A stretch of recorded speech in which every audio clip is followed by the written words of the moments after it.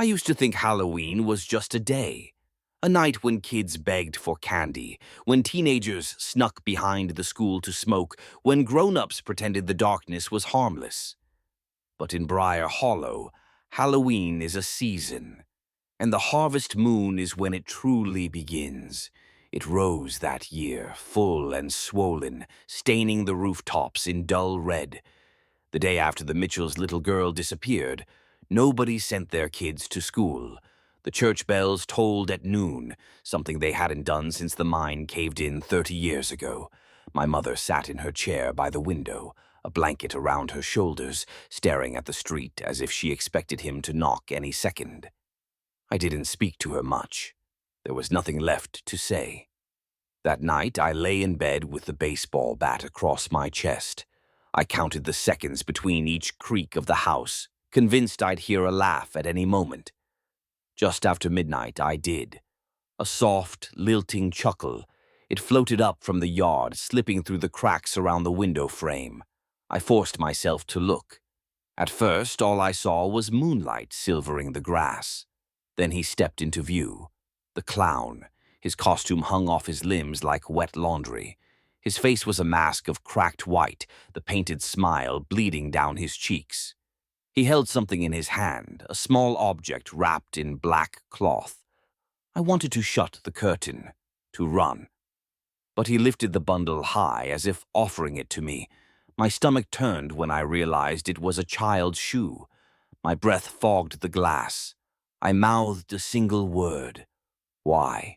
He tilted his head and pressed one gloved finger to his lips. Silence. My legs wouldn't move. He turned and disappeared into the trees behind our house, his shape swallowed by the darkness. I stayed at the window until dawn.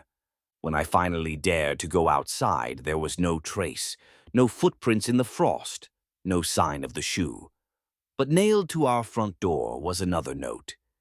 This is the year you learn to smile.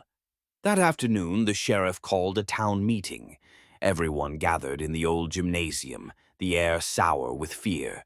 He stood on the bleachers, hat in hand, and told us what we already knew. That no one could find the Mitchell girl. That no outsider was responsible. That this wasn't the first time. People started shouting, demanding answers. But he only looked at me, and I knew he remembered my father's stories. My mother took my hand. "We're leaving tonight," she whispered. But it was already too late. On our porch, waiting when we returned, were 3 red balloons, each tied to the brass handle, each with a note that read the same. You can't leave before you smile. That evening, the sky turned the color of old bruises. One by one, the streetlights flickered out. I heard the dogs start howling from every yard in town.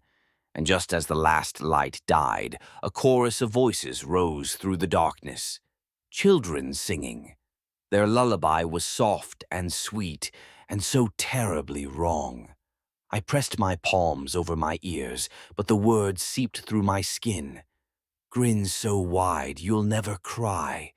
We'll find you when the moon is high. My mother sobbed beside me.